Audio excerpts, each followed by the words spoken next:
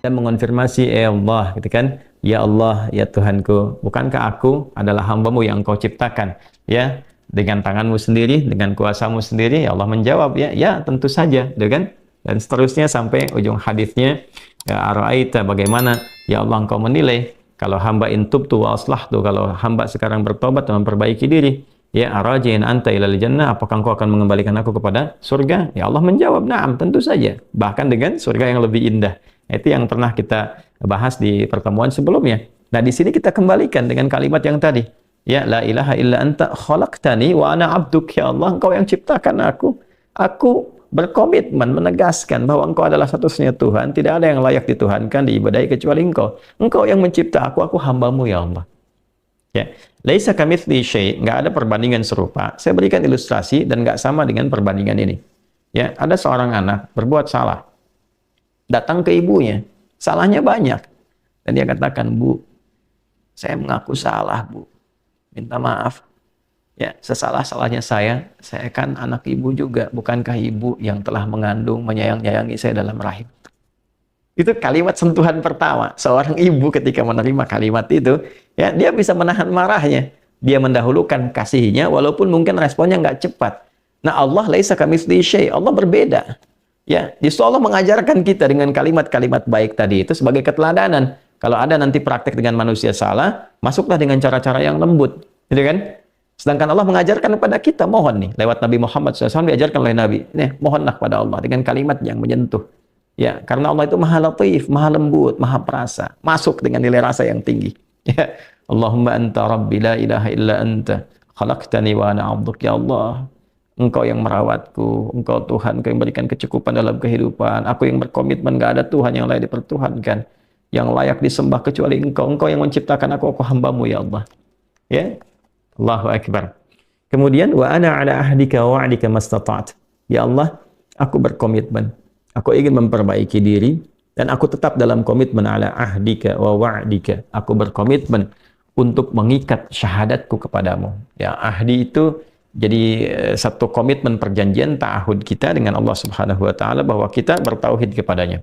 Ya, itu ada di Quran surah ke-7 Al-A'raf di ayat 172. Wa idz akhadha rabbuka min bani adama min zuhurihim dzurriyyatahum wa asyhadahum ala anfusihim alastu birabbikum qalu bala syahidna, ya, an taqulu yaumal qiyamati inna kunna an hadza ghafilin. Jadi kita sudah berkomitmen, ya, kepada Allah Subhanahu wa taala untuk mentauhidkan Allah. Nah, itu adalah ta'ahud kita, ya, pengikat kita, perjanjian kita dengan Allah. Ya Allah, aku berkomitmen, ya, kepada perjanjianku untuk mentauhidkan Engkau. Aku bertobat, aku akan menjaga tauhid ini, mengesahkan Engkau, menjauhi syirik, ya, menuhankan hanya Engkau saja. Kemudian juga wa ala wa'dika, dan aku pun yakin dengan janjimu. Ini apa yang Allah janjikan kalau kita baca di hadis yang lain, di hadis Muslim, ya, di antaranya misalnya, ya, siapa yang man qala la ilaha illallah wa la yusyriku bihi syai'a, atau kama qala Rasulullah SAW, ya, siapa yang mengatakan la ilaha illallah, komitmen pada itu dia praktekkan, wa la yusyriku bihi syai'a, dan tidak musyrik selama hidupnya, dia jaga dari syirik, dia tobati dirinya, jaga dari syirik, dia mengucapkan la ilaha illallah, mempraktekkan itu, menjaga syirik, dakhalal jannah, kalau wafat dia berpotensi masuk surga. Ya, dan itu janji Allah. Nah, seakan kita mengatakan, ya Allah, aku bertobat, aku hamba-Mu, Engkau yang menciptakan aku, ya Allah. Ya, aku berjanji mulai detik ini akan komitmen kepada syahadat. Dan aku pun, ya Allah, merasakan betapa Engkau menepati janji-Mu untuk memberikan kemuliaan bagi orang-orang yang memegang teguh syahadat kepadamu dan menghindari perbuatan buruk yang Engkau perintahkan untuk menjauhinya. Kemudian semampu aku, ini indah nih, Nabi mengajarkan semampu aku. Ya, nah, memang ini bawaan manusia nggak bisa sempurna. Ya, kadang-kadang sudah taubat, ada salah lagi, ya, dorong lagi pakai kalimat nih, dorong lagi, sampai kemudian dia merasakan kenikmatan taubat. Ya, kemudian a'udzubika min syarri ma sana'tu. Nah, ini poinnya. Ya Allah, hamba menyadari hamba salah. Hamba ingin kembali kepadamu, memegang teguh komitmen kebaikan, menjaga itu sampai wafat sehingga mendapatkan janjimu. Ya, semampu hamba, ya Allah. Namun hamba sadar, hamba punya kelemahan, seringkali dalam nafsu ini mendorong hamba berbuat maksiat. Maka hamba mohon perlindungan kepadamu dari semua potensi buruk yang mungkin dilakukan oleh diri hamba ini. Teman-teman, kalimat ini yang menjaga seseorang hamba yang sudah taubat untuk tidak berbuat maksiat lagi. Kalimat ini yang menjaga seorang hamba yang telah mengacu kepada soleh untuk tidak berbuat salah lagi. Ini poinnya. Ya, jadi seringkali ada pertanyaannya, ya Ustadz, saya itu sudah taubat tapi kadang dikerjain lagi. Nah, ini kalimatnya sudah dicakup oleh Nabi. Wa'udzubika min syarri ma sana'tu. Setelah kita taubat, kita minta, ya Allah, aku mohon perlindungan darimu dari potensi keburukan yang mungkin dikerjakan oleh diriku setelah taubat ini. Ya. Ini kalimatnya indah sekali. Kemudian abu ulaka bi ni'matika alayya, dan aku abu itu a'tarifu, dan aku mengakui ya Allah betapa banyak nikmat yang telah Engkau berikan kepadaku. Ini kalimat penyesalan. Jadi di sini tercampur semua kalimat pengakuan keesaan Allah, perjanjian untuk kembali kepada Allah dalam kebaikan, ya, menepati komitmen dengannya. Kemudian memohon kepada Allah setelah taubat dijauhkan dari potensi berulang kesalahan. Lalu ini poin nih, mengakui nikmat-nikmat yang Allah berikan kepada kita yang kadang-kadang kita lalai mensyukurinya. Ya Allah, aku ini sadar Engkau berikan banyak nikmat kepada aku, nikmat nafas, nikmat udara, nikmat sehat. Kok bisa kesehatan yang Kau berikan kepadaku sebagai nikmat aku konversi jadi maksiat? Bukannya dipakai untuk taat, kok dipakai untuk mencuri, dipakai untuk korupsi, dipakai untuk nipu, dipakai untuk celah orang. Mulut sehat orang baca Quran, kok ini digunakan untuk mencela orang? Tangan sehat orang gunakan untuk berbuat yang baik, memberi, mengerjakan yang baik-baik, kok digunakan untuk bikin hoax, untuk bikin status yang buruk, ya, untuk melakukan tindakan kekerasan dan sebagainya. Maka kita menyadari, Allah, Kau mengakui nikmat-Mu kepada aku begitu banyak. Ya. Kemudian wa abu laka bidzambi. Nah, ini poin yang tadi saya sampaikan. Tapi aku pun mengakui, ya Allah, aku belum mampu mengonversi nikmat tadi dengan bentuk ketaatan. Alih-alih aku taat, aku berbuat maksiat, aku sadar, ya Allah. Nah, ini petunjuk kalau mau tobat, sesali dengan penuh kesadaran, ingat maksiatnya. Latih diri kita untuk menangis. Dilatih, gitu kan? Sehingga terasa bebannya itu keluar, hatinya jadi lapang. Orang kalau salah nangis itu nanti yang beban itu keluar lewat air mata, yang hati yang tadinya itu sempit jadi lapang. Ya, jadi lebih terbuka. Faghfirli fa innahu la yaghfiru dzunuba illa ant. Sampai sini. Nanti setelah itu, setelah sadar, nah jadi indah sekali. Setelah komitmen, sadar, pengakuan, penyesalan, keluar air mata, hati lapang, faghfirli. Baru saat hati lapang itu minta, ya Allah, ampuni hamba. Fa innahu la yaghfiru dzunuba illa ant. Sungguh hamba berharap, bermohon kepadamu, bertumpu kepadamu, karena nggak akan mungkin ada yang mengampuni dosa hamba kecuali Engkau. La yaghfiru dzunuba illa anta. Nggak ada yang bisa mengampuni dosaku kecuali Engkau. Indah sekali kalimat. Sampai sini teman-teman. Ya. Allahumma anta rabbi la ilaha illa anta khalaqtani wa ana abduk. Ya, kemudian wa ana ala ahdika wa wa'dika mastata'tu. A'udzubika min syarri ma sana'tu. Abu'u laka bi ni'matika 'alayya. Kemudian wa abu'u laka bidzambi faghfirli fa innahu la yaghfiru dzunuba illa ant. Sampai sini kalimatnya. Ya, saya baca ulang ya, teman-teman. Saya bacakan lebih agak lambat sedikit. Nanti teman-teman bisa rekam atau nanti bisa ingat-ingat. Insya Allah nggak panjang kok. Ya, nanti dibacakan kalau bisa sih malam-malam habis tahajud atau setelah setiap kesempatan sholat.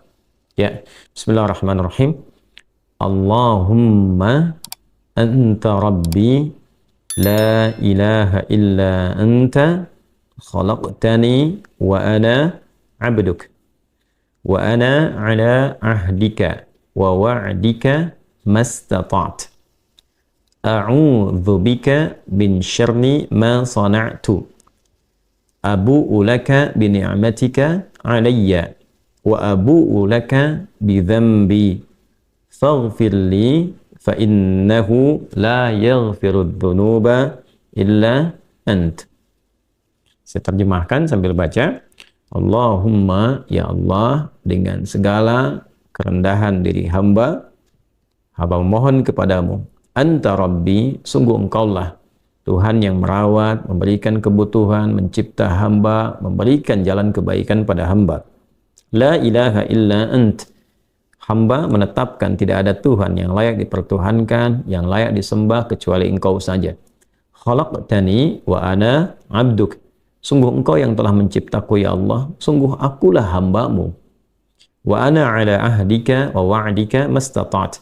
Ya Allah, aku berkomitmen untuk memegang teguh perjanjianku denganmu, dan aku berkeyakinan bahwa Engkau pun akan menepati janjimu kepada aku. Aku berusaha mewujudkan itu sesuai dengan kemampuanku. A'udzubika min syarri ma sana'tu. Ya Allah, setelah permohonan taubat ini, komitmen ini, Aku mohon perlindunganmu ya Allah. Aku berlindung kepadamu dari segala potensi buruk yang mungkin terjadi dari dalam diriku yang aku perbuat. Abu'u laka bi ni'matika 'alayya. Aku menyadari mengakui ya Allah betapa besar nikmatmu yang kau berikan kepadaku. Wa abu'u laka bi dzambi, dan aku pun menyadari ya Allah belum mampu mensyukuri nikmat-nikmat tadi. Bahkan lebih sering aku berbuat dosa, kesalahan dibandingkan mensyukuri nikmatmu kepadaku. Faghfirli, aku mohon ya Allah ampuni diriku, fa innahu la yaghfiru dzunuba illa ant. Maka sungguh aku sangat berkeyakinan ya Allah tidak ada satupun yang mampu mengampuni dosaku kecuali Engkau saja. Bila mampu kita mengamalkan ini dengan baik, minimal ya kita dalam sekehidupan tuh bisa membacakan ini. Minimal lah dalam selama hidup paling sedikit ya bisa pernah baca ini. Ya, sebetulnya kalau bisa minimal sehari baca, sehari sekali baca ya, kita sama-sama menguatkan. Nah, wa man qalaha minan nahar muqinan biha famata min yaumihi qabla an yumsiya fahuwa min ahlil jannah. Ini garansi dari Nabi. Orang yang mampu mengatakan ini, jadi mendawamkan dia baca ini ya, dia baca ini ya minan nahar di waktu siang. Nah, misalnya muncul dari pagi itu ya, beraktivitas, ya dia baca ini, dia mengoreksi kesalahannya, bermuhasabah, dia baca nih, muqinan biha, dan yakin dengan semua janji-janji yang disampaikan dalam kalimat ini, dengan komitmennya, dengan janji Allah kan, dengan keyakinan bahwa Allah akan merahmati dan sebagainya. Lalu dia minta kepada Allah, tiba kemudian dia wafat di waktu itu, sebelum datangnya sore, dia wafat itu. Ya, maka apa yang terjadi? Kata Nabi, fahuwa min ahlil jannah. Dijamin langsung di lisan Nabi termasuk ahli surga. Allahu akbar. Ya, Allahu akbar. Wa man qalaha min al-laili wa huwa muqinun biha famata qabla an yusbiha fahuwa min ahlil jannah. Dan siapa yang mengamalkan ini di malam hari, dia baca di malam hari sambil dia koreksi diri, bukan sekedar baca, dia koreksi diri, dia menyadari dosanya gitu kan. Malam ini kita baca, kita sadari diri, kita ingin jadi baik, pengen jadi baik, pengen jadi baik, ingin jadi lebih berkah lagi. Lalu kita meyakini semua janji-janji yang disampaikan dari lisan Nabi sallallahu alaihi wasallam yang mulia ya pada semua apa yang tadi kita telah pelajari. Maka apa yang terjadi? Samata qabla an yusbiha. Maka dia misalnya meninggal, ya ajalnya tiba sebelum datang waktu subuh. Wa huwa min ahli jannah. Maka Nabi mengatakan fa huwa min ahli jannati, dia termasuk ahli surga. Ya, Masya Allah. Jadi rahmat Allah menjadikan hamba ini diterima taubatnya dan percikan kasih Allah menjamin dia menjadi ahli surga. Dibalas dengan surga, bukan dunia lagi, balas dengan surga kalau dia wafat. Ya, hadis ini teman-teman tadi disampaikan oleh sahabat Syaddad bin Aus radhiyallahu taala anhu, disampaikan juga, dikutip juga oleh Imam At-Tirmidzi dalam kitab Sunan nomor hadis 3393, kemudian di An-Nasai nomor hadis 5522, dan kita bisa dapati ini semua dengan status yang sahih, tinggal kita amalkan dalam kehidupan.